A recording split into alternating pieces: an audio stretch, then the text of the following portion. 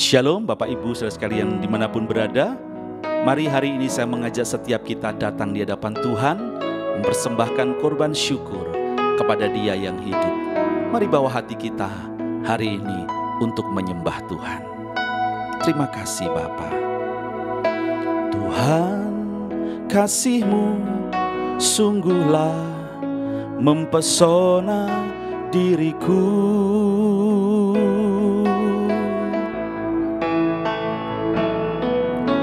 Tuhan, kuasa-Mu sungguhlah menggetarkan hatiku. Mari katakan, Tuhan, kasih-Mu mempesonaku. Tuhan, kasih-Mu sungguhlah mempesona diriku. Katakan, Tuhan, kasih-Mu. Tuhan, kasih-Mu sungguhlah menggetarkan hatiku. Kasih-Mu ya Tuhan, yang Kau limpahkan bagiku, lebih dari yang ku perlu.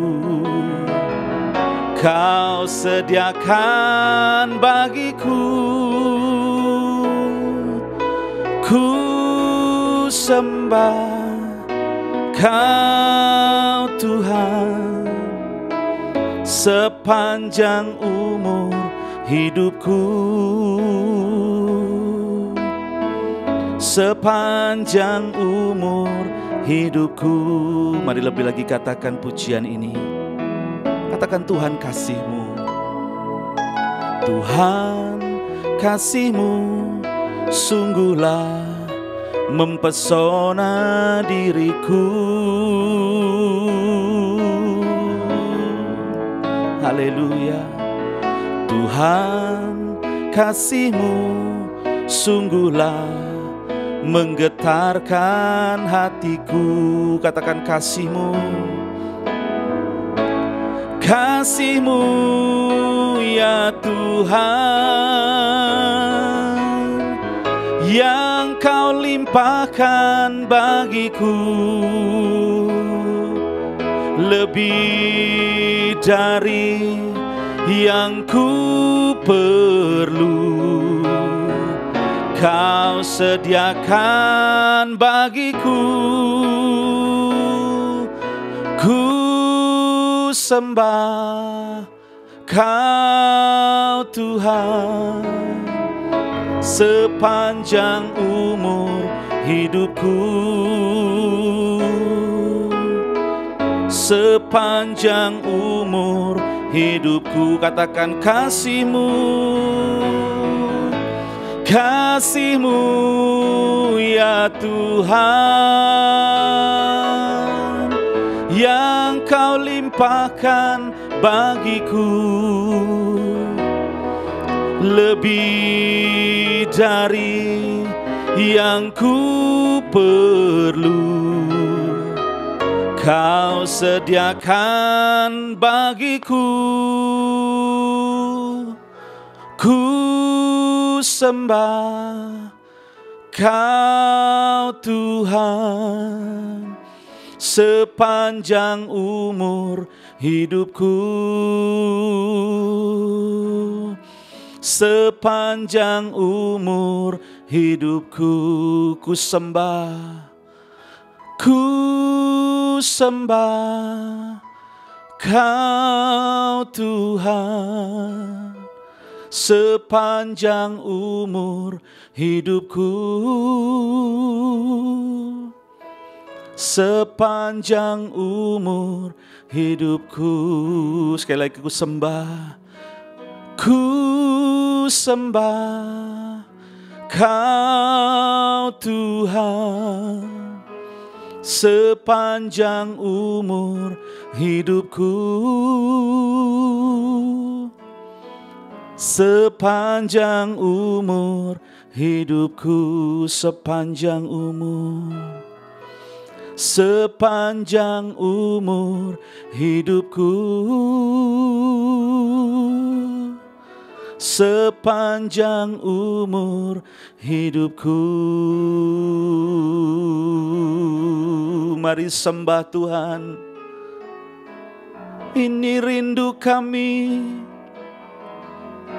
membawa penyembahan di hadapan-Mu Tuhan, kekasih hatiku, kekasih jiwaku. Tuhan,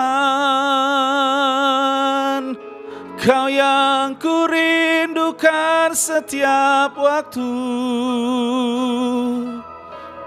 Hanya Engkau Tuhan, Kau ku sembah, Kau ku sembah selamanya. Kau ku sembah, Kau Tuhan, Kau ku sembah, Kau ku sembah dengan segenap hatiku, dengan segenap jiwaku, ku sembah Kau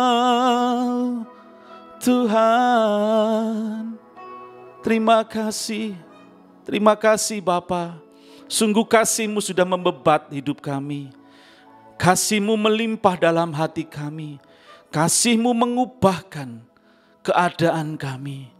Dan kasih-Mu datang memulihkan hidup kami, memulihkan keadaan kami. Terima kasih buat hari ini Tuhan. Kami boleh membalas akan cinta kasih-Mu melalui pujian kami dan pengagungan kami. Nanti saatnya kami akan belajar akan firman-Mu Tuhan. Urapi setiap kami. Urapi juga hamba-Mu yang akan menyampaikan firman Tuhan.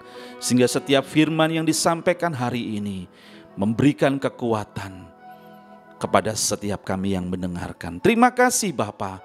Terpujilah nama Tuhan kekal selamanya. Dalam nama Tuhan Yesus kami berdoa. Kami mengucap syukur. Haleluya. Amin. Shalom Bapak Ibu Saudara terkasih dalam Tuhan Yesus Kristus. Kembali berjumpa dengan saya di dalam sesi ibadah doa pagi secara online. Puji nama Tuhan, di bulan September ini Gereja Tuhan GKI Pondok Daud punya tema khotbah adalah restorasi dalam iman. Bicara soal iman, kita tidak bisa lepas dari salah satu tokoh di dalam Alkitab yang dipakai Tuhan secara luar biasa, yang punya iman yang sangat besar. Namanya adalah Abraham. Oleh sebab itu kita akan sama-sama buka kebenaran firman Tuhan di dalam kitab Roma pasal yang keempat ayat 17 sampai dengan ayat yang ke-21. Roma pasal 4 ayat 17 sampai dengan ayat yang ke-21 akan saya bacakan bagi Bapak Ibu Saudara. Demikian firman Tuhan. Seperti ada tertulis, Engkau telah kutetapkan menjadi bapa banyak bangsa di hadapan Allah yang kepadanya ia percaya, yaitu Allah yang menghidupkan orang mati dan yang menjadikan dengan firman-Nya apa yang tidak ada menjadi ada. Sebab sekalipun tidak ada dasar untuk berharap, namun Abraham berharap juga dan percaya bahwa ia akan menjadi bapa banyak bangsa menurut yang telah difirmankan, demikianlah banyaknya nanti keturunanmu. Imannya tidak menjadi lemah, walaupun ia mengetahui bahwa tubuhnya sudah sangat lemah, karena usianya telah kira-kira 100 tahun, dan bahwa rahim Sarah telah tertutup. Tetapi terhadap janji Allah, ia tidak bimbang karena ketidakpercayaan, malah ia diperkuat dengan imannya dan ia memuliakan Allah. Dengan penuh keyakinan bahwa Allah berkuasa untuk melaksanakan apa yang telah Ia janjikan. Nah, di sini kita bisa melihat bahwa Abraham ini punya iman yang sangat luar biasa. Melalui sebuah proses, melewati pengujian demi pengujian, sehingga Tuhan memberikan satu gelar yang luar biasa kepada Abraham. Ya, dikatakan dalam ayat ke-17, ya.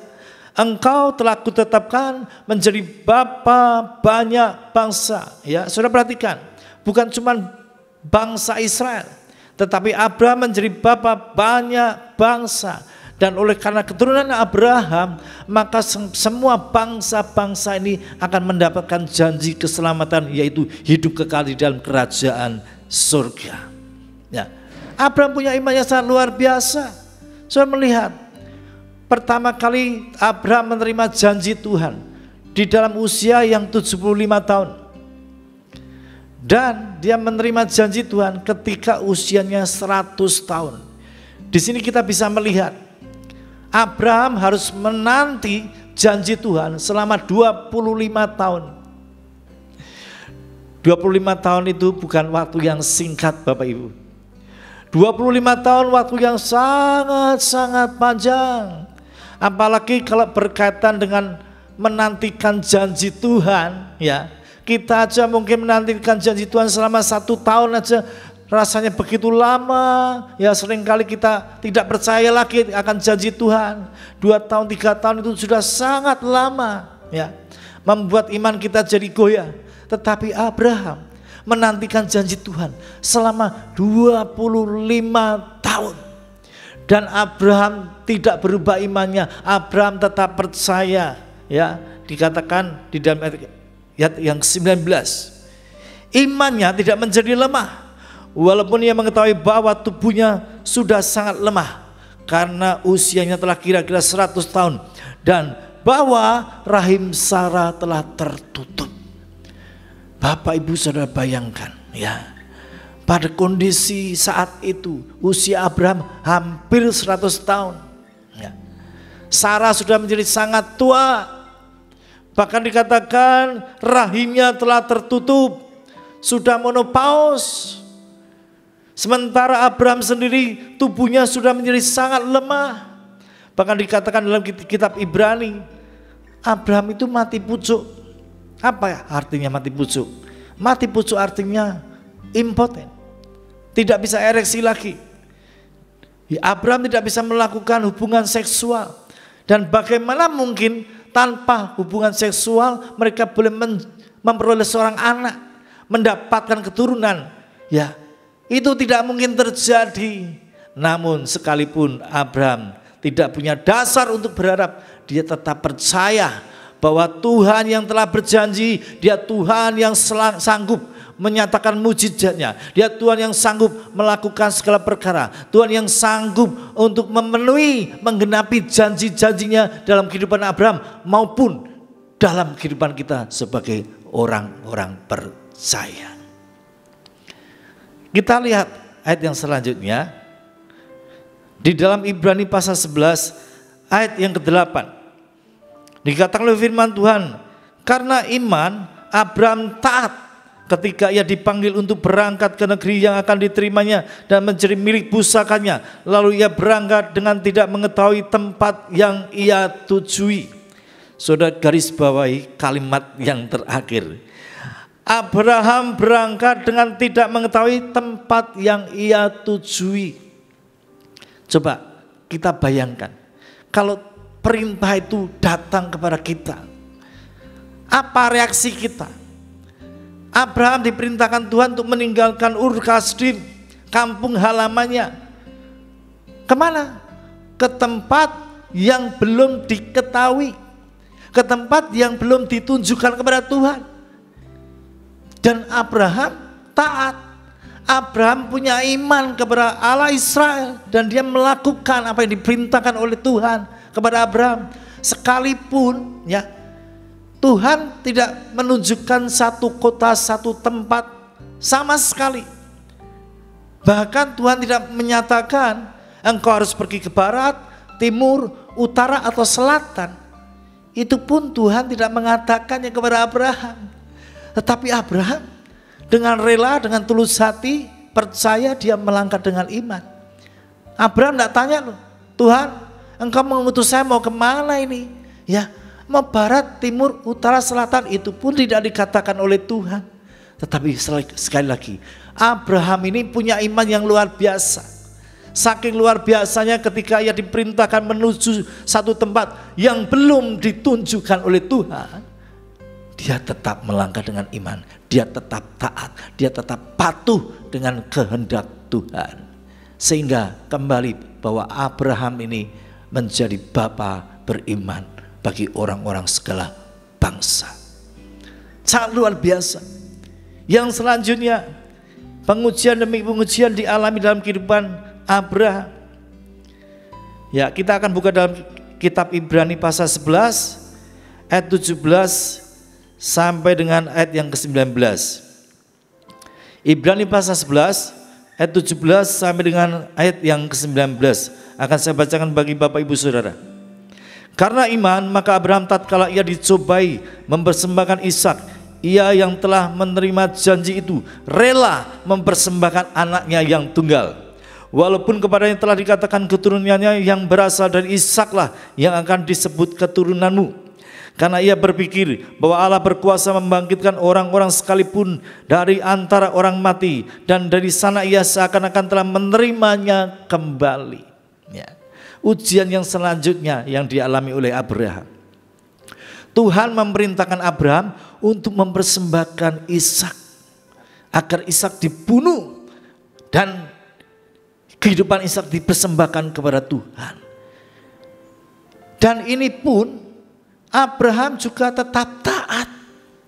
Coba saudara bayangkan, untuk mendapatkan Ishak ini Abraham harus menanti selama 25 tahun. Ini bukan waktu yang pendek, waktu yang sangat panjang. Ya, terus dia punya iman dan sampai ketika Tuhan menggenapi memberikan Ishak di dalam kehidupan Abraham, Ishak lahir, janji Tuhan digenapi.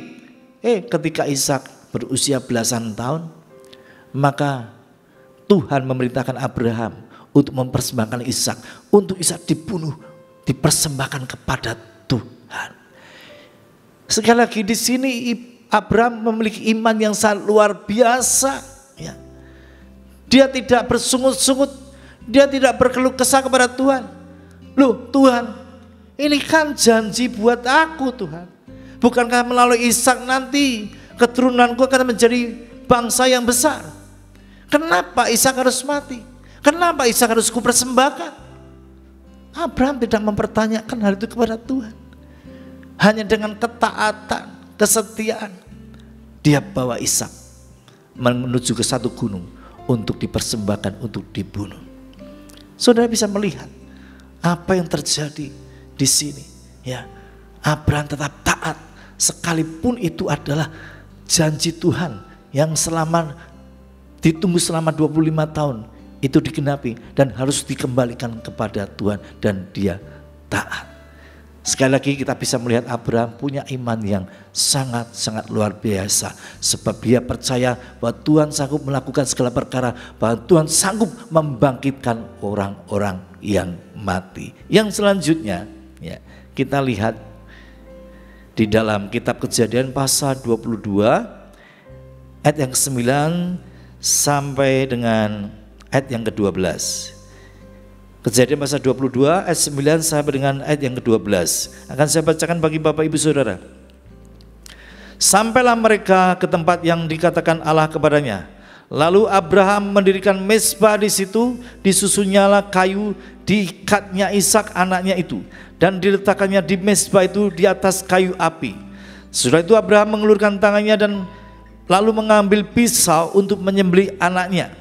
Tetapi berserulah malaikat Tuhan dari langit kepadanya, Abraham, Abraham, sautnya, ya Tuhan. 12. Lalu ia berfirman, jangan bunuh anak itu dan jangan kau apa-apakan dia, sebab telah ku ketahui sekarang bahwa engkau takut akan Allah dan engkau tidak segan-segan untuk menyerahkan anakmu yang tunggal kepadaku. Ya, saudaraku terkasih dalam Tuhan Yesus Kristus, ya, kita bisa melihat ya, bukan cuma Abraham yang punya iman yang luar biasa, Ishak pun juga punya iman yang luar biasa. Saudara perhatikan di sini ya, ketika Abraham membawa Ishak ya di gunung, di satu gunung, lalu didirikan mezbah ayat 9 ya, disusunnya kayu, Lalu Ishak diikat. Saudara terkasih dalam Tuhan Yesus, waktu itu Ishak usianya belasan tahun. Ya, ketika dia diikat, tentu saja seharusnya dia bisa melawan. Dia bisa bertanya kepada Abraham, "Loh Pak, saya mau diapain Pak? Saya tidak mau diikat, saya tidak mau dibunuh." Ya, Ishak tahu bahwa ternyata yang dipersembahkan adalah dirinya. Tapi saudara melihat, Ishak tidak memberontak kepada Abraham. Ishak tidak melawan kepada Abraham. Dia percaya ya kepada bapaknya. Ini pun juga satu gambaran Bapak Ibu Saudara, apa yang terjadi ketika Abraham diperintahkan Tuhan untuk mempersembahkan anak yang tunggal Ishak. Ya, Abraham menggambarkan Allah Bapa di surga, dan Ishak menggambarkan Tuhan Yesus Kristus. Bapa di surga telah rela mempersembahkan anaknya yang tunggal, yaitu Tuhan Yesus Kristus, untuk dipersembahkan untuk mati bagi saudara dan saya, agar dosa saudara dan saya ditebus, dosa kita diampuni, sehingga kita mendapatkan keselamatan hidup kekal di dalam kerajaan surga. Saya akan tutup khotbah saya dengan sebuah kisah yang menarik. Ada seorang gadis kecil usianya 10 tahun bernama Hattie Mae Wyatt. Ya. Dia hidup sekitar tahun 1800-an sekian. Pada waktu itu dia sedang menangis terseduh-seduh. Dan ketika pastor itu mendatangi dia dan dia bertanya, "Anakku, kenapa engkau menangis?" Lalu Wyatt bercerita bahwa rupanya dia tidak mendapatkan tempat duduk di kelas sekolah minggu. Dan dia begitu kecewa dan dia menangis. Lalu akhirnya sang pendeta ini mengajak anak kecil tersebut ya untuk masuk di dalam sekolah minggu. Ya. Dan rupanya setelah pulang ke rumah, hal ini membekas di dalam hati Wyatt ya. Dan dia mulai berpikir, saya tidak ingin ada anak-anak sekolah minggu yang lain yang ditolak karena ruang ibadahnya terlalu kecil. Maka si gadis yang miskin ini dia mengumpulkan uangnya ya sedikit demi sedikit ya sehingga mencapai 57 sen ya. Dan rupanya 2 tahun kemudian anak Wyatt ini meninggal dunia. Dan ketika kedua orang tuanya menemukan uang sejumlah 57 sen di dalam kantung tabungan Wyatt, lalu diserahkan kepada sang pendeta tersebut. Dan pendeta itu tahu, ada tulisannya yang sebagai pesan bahwa ini sumbangan uang yang saya kumpulkan untuk membangun ruang gedung gereja sekolah minggu lebih besar lagi. Di sini sang pendeta tersebut terharu, dia terjamah hatinya. Lalu dia ceritakan kepada semua jemaat-jemaatnya, bahkan dipublikasikan melalui surat kabar pada waktu itu ya. Sehingga singkat cerita ya, di dalam waktu tidak lebih daripada 5 tahun, pendeta tersebut mendapatkan sumbangan senilai 250.000 US dollar. Ya. Ini uang miliaran Bapak Ibu. Uang yang sangat-sangat besar pada zaman itu ya. Kita bisa melihat dari kisah ini bahwa anak kecil pun dia punya iman. Dia rela melangkah dengan iman dengan menabur semua apa yang dimiliki, ditaburkan bagi kerajaan surga. Oleh sebab itu hari-hari ini saya tidak tahu apa yang sedang kau hadapi dalam hidupmu. Semua pergumulan, persoalan, masalah, percayalah, punya iman. Ketika kau punya iman, engkau mendapatkan kekuatan lipat kali ganda untuk menghadapi masalah tersebut. Tuhan tidak pernah memerintahkan kita untuk kita lari meninggalkan masalah. Tuhan ingin kita menghadapi masalah tersebut dan memiliki iman. Engkau tidak sendirian. Dan ketika kau punya iman bahwa Tuhan menyertai engkau, engkau akan mendapatkan kekuatan berlipat kali ganda. Dan yakin dan percayalah, satu hari masalahmu itu pasti selesai. Kita punya Tuhan yang sanggup melakukan segala perkara. Apa yang dilakukan terhadap Abraham, hal yang sama, mujizat yang luar biasa bisa terjadi dalam kehidupan kita. Saya kira percaya bahwa firman Tuhan boleh memberkati semua jemaat Tuhan dimanapun Anda berada mengikuti ibadah doa pagi secara online ini. Dan saya kira percaya apapun yang kita kerjakan sepanjang hari ini akan diberkati Tuhan dan Tuhan buat menjadi berhasil. Amin. Tuhan Yesus memberkati. Selamat pagi.